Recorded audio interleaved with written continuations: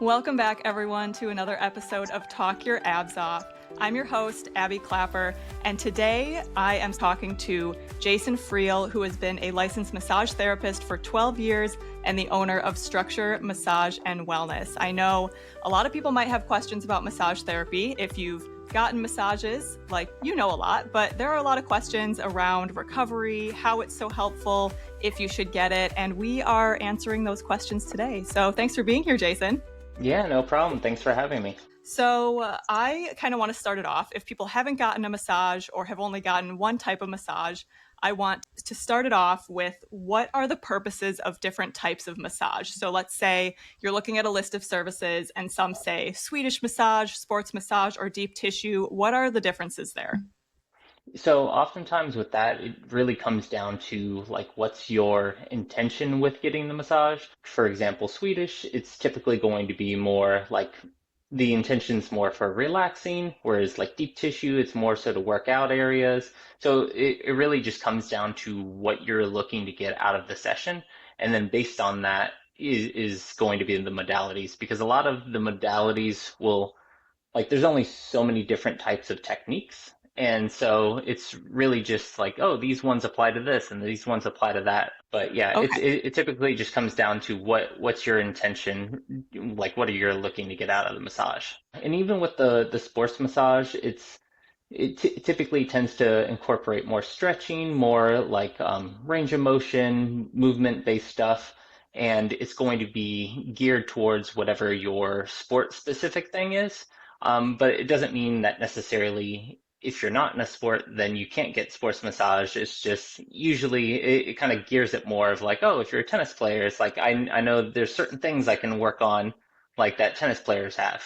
Oh, and there's also postnatal, pre and postnatal massages too for people, right? For people who are Yeah, pregnant. yeah. And so basically with like prenatal, there's going to be some differences. There's typically it tends to be more of a sideline position, but there are some like bolsters and stuff like that where you can have it like where they're laying face down. It just kind of depends. Okay, yeah, in a way that makes them probably a little bit more supported, which Yeah. totally makes sense. That's awesome. I love that. So, how can massage support people who are working out regularly or weightlifting and strength training?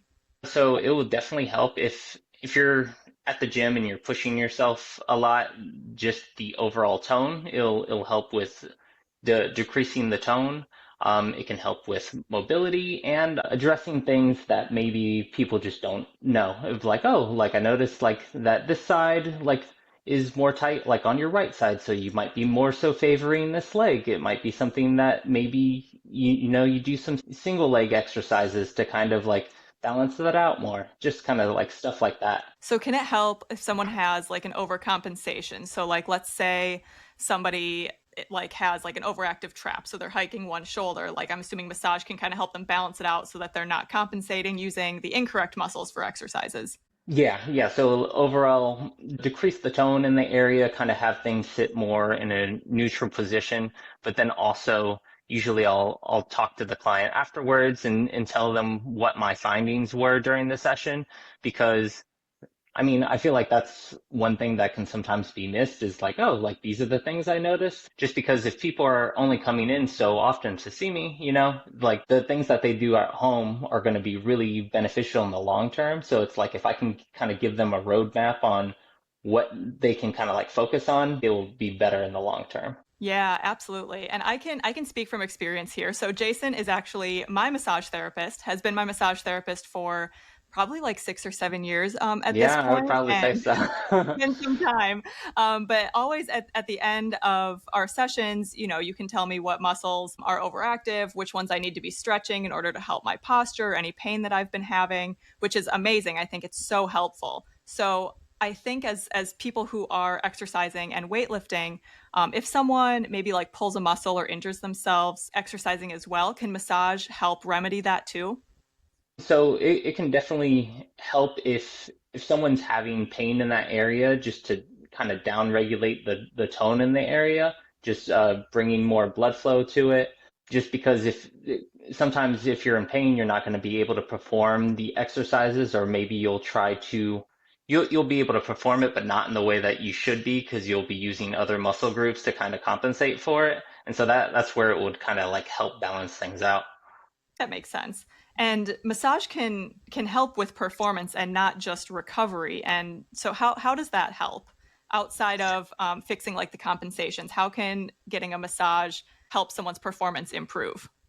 So funny enough with that, that is at least with the scientific stuff, it's kind of like a bit of a back and forth. And I think it depends on how you go about using it because like say if you have an event, you don't want to be doing the massage too close to the event because then you've kind of taken down some of the tone, but what if the person's used to a certain amount of tone and having that like increased range could, maybe not be so beneficial. So it's like it can be helpful, but you have to do it like in a certain way. Yeah, that makes sense. That's a really good point because even if we think about like Olympic athletes, like they might not be stretching, like really deep stretching before they're like if we're talking about sprinters, they're not going to be stretching right before they go because they want their muscles to be tight and reflexive so that they can, move as fast as they can. But Yeah, it does exactly. Yeah, but I think if someone's on their training plan and they have, a couple of rest days, getting a massage on a rest day can really help. I think, like you said, even out the muscles and help them feel, ready for their next workout in a day or two. Yeah, and I mean, it also comes down to like a psychological standpoint too. It's just like in one way it helps to decrease the tone, but overall it makes you just feel calmer. And it's like that is another thing of like just the mental aspect of like, oh, everything feels better, and because of that, you're able to push it more like when you are doing your activities. Yeah, absolutely. Yeah, I think the mental piece of it is huge. Like just with the amount of stress that all of us are feeling, on a day-to-day basis, massage is so good for mental health just apart from physical health too. So I think that that is 100% true. And if someone is getting massages frequently for maintenance or recovery physically, and we can add in the mental piece too, how often do you usually think that people should be getting massage for maintenance or if they're doing physical activity? So often with that, it can really depend on the person's lifestyle. Oftentimes, I feel like a lot of people's issues tend to come from their work, just from repetitive strain over and over doing the same task. So typically, I would say once a month would be like a good like starting off point.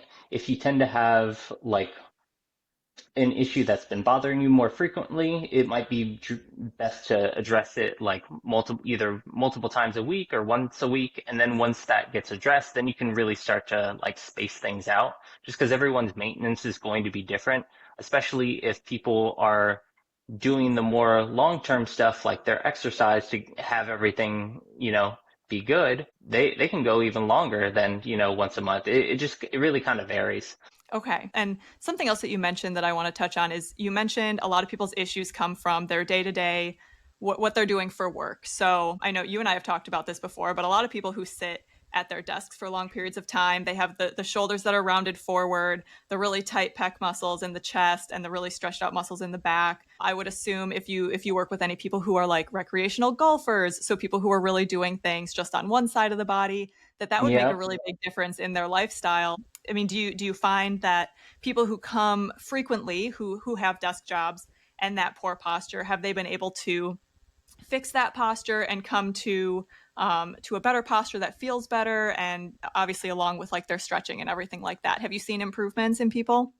Yeah, no, definitely. I usually refer to it as like a type of muscle memory where I start Mhm. working on people and it's just like automatically I'm like, oh yeah, this feels like way looser than last time. Or it's like, oh, this was tighter than last time. Like, did you do anything differently? That's great. I think that makes such a big difference. And since we're on the topic of talking about stretching, again, I know from experience that you incorporate stretching into your massage work. And I guess I'm curious to know, what do you think that people need to know about stretching who are currently not stretching and are kind of letting it go by the wayside? They think it takes too much time. They'd rather exercise, or maybe they're not even exercising, but they're definitely not stretching. So what would you say to people who need to know that stretching is important and something that they need to add into their daily routine?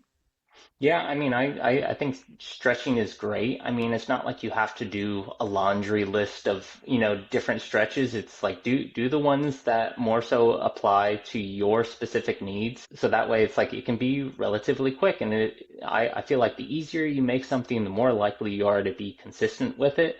So it's like, Hmm. oh, if you have a desk job, it tends to be more rounded shoulders. It's like you should be stretching your pecs. It's like your hips are usually going to be tight too. You should be stretching those out as well. You don't necessarily like have to, but if you're more consistent with doing those small things over time, you're just going to feel better overall. Yeah, absolutely. It really does make a big difference. I know because I have a lot of that forward rounded posture just with the way that I sit. And I know when I open up, when I do like a door frame stretch where I put one hand on each side of a door frame and I Yeah. step through and open up the chest, I feel so significantly better, especially if I do it once a day for days at a time. I feel so much better than when I don't do it. Yeah, I know another thing too, like oftentimes for people who have desk jobs, like say you're in one position for 8 hours just constantly. It's like if you can even break that up, like, oh, every hour, every 2 hours or so, just getting up, kind of breaking out of that holding pattern just because you being in that position for so long, it's like you're training it to be stuck in that position and be rigid. So if you can Exactly. kind of break out of that, whether it be just walking around or doing a couple of little stretches, it makes a big difference. Yeah, I completely agree. I think like getting up and walking around is so important, stretching, because when people are sitting at their desks for, let's say, minimum 8 hours, if people are working extra hours, if they have to go into an office, then they get into their car, they're in the same position, they might be sitting in traffic for 30 minutes to an hour. So realistically, it's ending up to be, 10 or more hours sitting in the day, which is most of our day. So I think every little Yeah. bit of stretching adds up. Yeah, I mean, it definitely adds up, and when you really think about like, oh, you're in this position for so long, you really are training it like, oh, this is the position you want to be in. Like, we're gonna make sure you're in that position. Yeah, exactly. So if there was any advertisement for standing desk, it would go right here because standing desks can make such a big difference too. I think to get people out of that position and at least standing for a little bit longer during the day. So I want to shift a little bit into the idea of hypermobility. So the last guest that I had on was a physical therapist who specialized in EDS and hypermobility. And you and I have talked about hypermobility before, and I'm curious to know how is massage beneficial for people who are hypermobile? Well, as you know, because people who have hypermobility are usually tending to really push those end ranges just to create some type of stability, and oftentimes they're like overly tight because of that. But it's weird because usually I'll find they'll be overly tight, but whenever you do stretches, it's like they like can easily do everything. And I've Hmm. had multiple times where I'll be working on someone, they're super tight, and I'll go and do some stretches, and it's just like this doesn't make any sense how they shouldn't be able to have this range with the amount of tone they have. And Mm. with my profession, it's not like I can diagnose people who have it, but I always ask because it's like these things don't line up, and it seems to like align with the hypermobility. And usually, whenever something's tight, people are like, "Oh, we should just stretch it out." And it's like, "Oh, well, people who have hypermobility, like you're already good with the stretching. Sure, you can do it, but it's like the exercise is going to be the more beneficial, like long-term stuff." Right. The exercise and do you find that the muscle tone is any different in someone who's hypermobile? Usually it feels like a lot of overuse. It Mm. almost has like that tight, very stringy feel, just because like I said, they're constantly pushing it, Hmm. and they usually won't notice it just because it's like, oh, I can move around fine. It's just like, oh, it might be like a little bit tight, but they don't understand like how tight they actually are. Right, especially with a lot of like the overcompensations that can come from it. So, yeah, I could definitely see that. And, when we talk about the stretching for hypermobile individuals, when does stretching become too much? Because there are some stretches that can be beneficial, but when does it kind of cross that line of being like too much stretching, would you say? Um, I would say when it becomes more so you're not stretching the muscle. It gets to the point where you're like stretching more the tendons, and it's just like Okay. it's going to be like too much, Yeah. especially if they're already like having issues. It's like you don't want to flare it up more by like Right. overly stretching it. Yeah. And for anyone, if you missed the last episode with Dr. Cheryl, or if you need a refresher, when someone is hypermobile, there's a lack of collagen in the tendons and the ligaments, so things are just a little bit stretchier. So I could absolutely see how the muscle's not really being stretched as much, and it's more stretching those tendons, which we don't really need to stretch out. So that could definitely be problematic. I think that makes sense.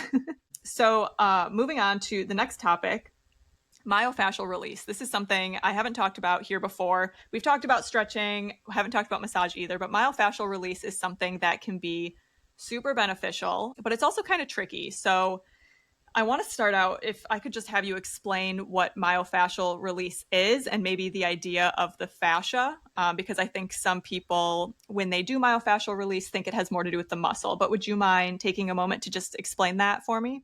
Yeah. So typically, with your fascia or your connective tissue, it encompasses like everything, like even to like say if you have the muscle and then you have the individual muscle fibers. It encompasses everything. And so if it gets tight or restricted, it can kind of create some adhesions. And because everything is connected, it can kind of pull on other stuff.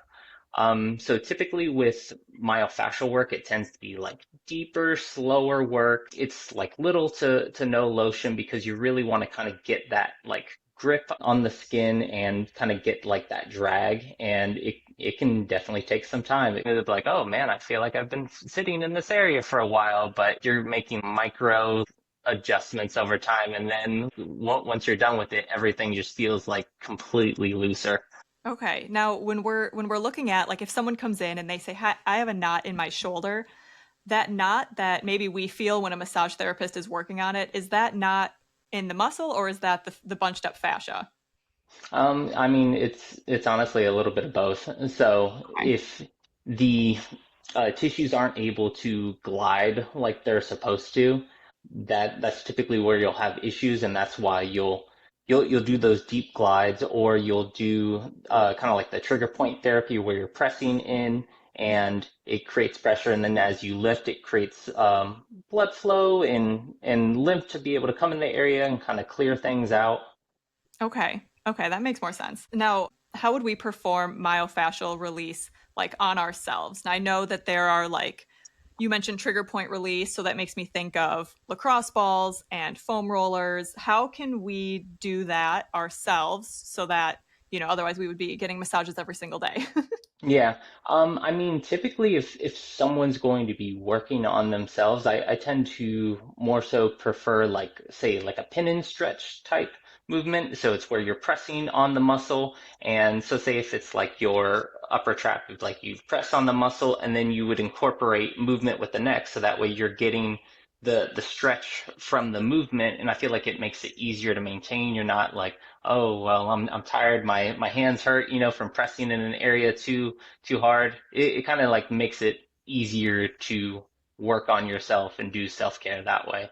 I like that. And so that probably is really good for like the upper back, for like what we can reach ourselves.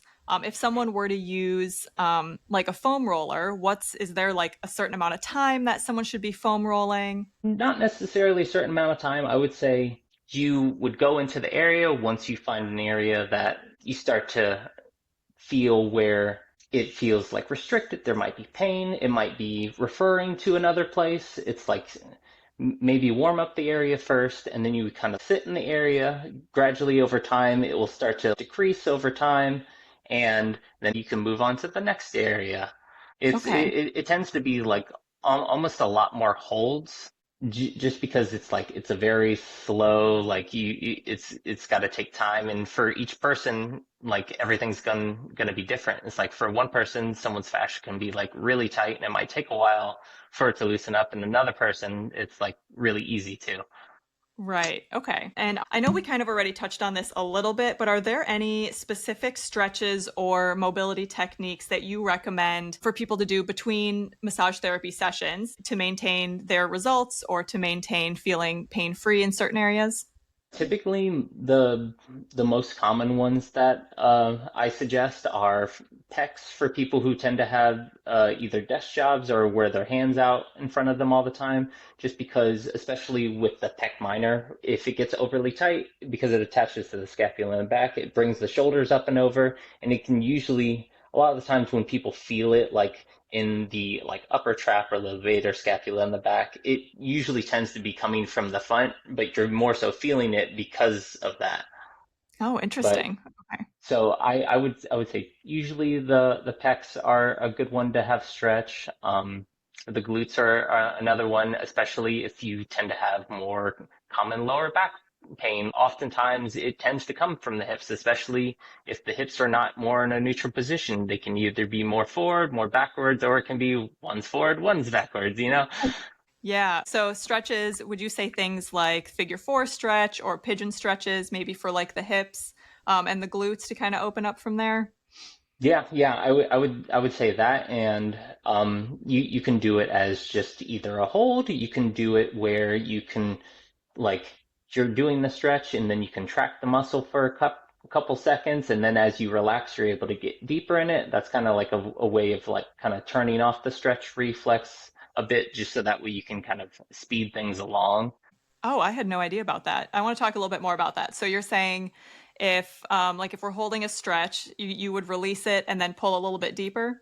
So if say you were stretching out your glutes and Mhm. you were holding in that position, you would resist that movement for a couple seconds, and then as you relax, you should be able to get a little bit further. And you can do that a couple times and get like substantially farther.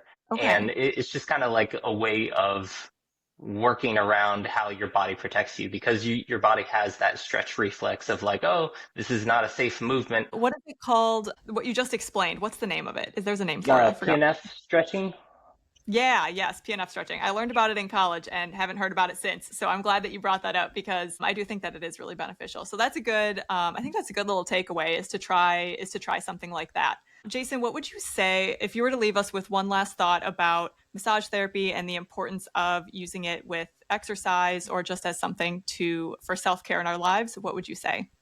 I mean, I would say that it kind of just depends on how you want massage to be, because massage, oftentimes people relate massage to like, oh, it's relaxing, and it's not always that way, and it doesn't necessarily have to be. It can be more of kind of like a conversation of like, oh, okay, these are the goals that I'm trying to go towards, and like I can then kind of help work them closer towards those goals based on what they are. And so if you have like chronic issues all the times, it's not going to be a full body approach. It's going to be like very specific, and it might be like, oh, well, we address this one issue first, and then we can kind of take things like one at a time. And now the last part that I always end my show with all of my guests is absolution. So this is the portion of the show where, because the fitness industry can be a little bit toxic, I like to have our guests bring up something in the fitness industry that you think might be toxic, and we can absolve ourselves of any guilt and shame of. So, Jason, what do you think?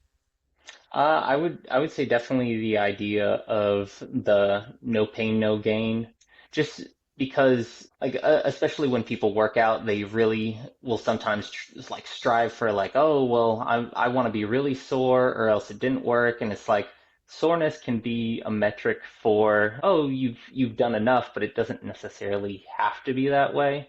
Like just Right. because you don't feel sore doesn't mean you're not making progress.